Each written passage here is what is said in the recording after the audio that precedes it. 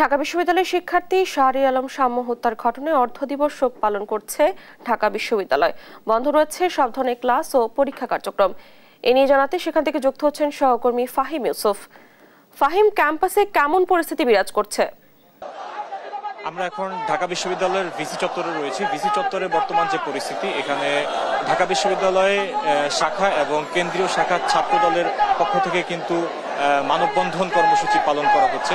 মানববন্ধন কর্মসূচির এ পর্যায়ে এখানে সিনিয়র যেসব নেতাকর্মীরা রয়েছেন জাতীয়তাবাদী ছাত্র দলের, সে সকল নেতাকর্মীরা এবং ঢাকা এবং আশপাশের অনেক অঞ্চল থেকে বিভিন্ন নেতাকর্মীরা এসেছেন। তারা মূলত এখানে একটি দাবি জানাচ্ছিলেন যে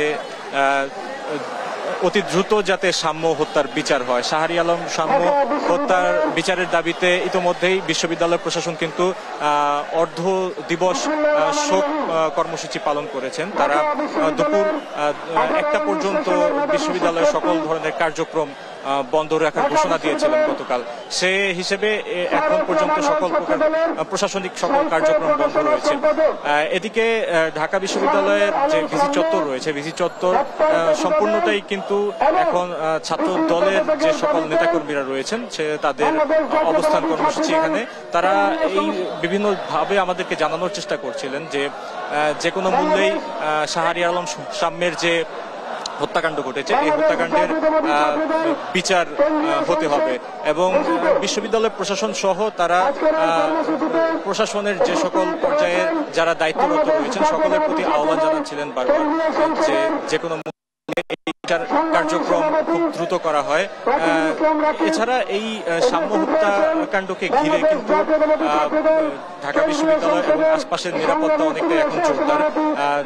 আমি যদি বলতে চাই যে সোহরাওয়ার্দী উদ্যানের কথা, সোহরাওয়ার্দী উদ্যানে যেখানে শাম্যের হত্যাকাণ্ড ঘটেছিল, সেই সোহরাওয়ার্দী উদ্যানের টিএসসি সংলগ্ন যে গেটটি রয়েছে সেখানে কিন্তু কড়া নিরাপত্তা এবং গেটটি বন্ধ করে দেওয়া হয়েছে ইতোমধ্যে। এই শাহরি আলম শাম্যের হত্যাকাণ্ডকে ঘিরে কিছুক্ষণের মধ্যেই ঢাকা বিশ্ববিদ্যালয় এই ভিসি চত্বরে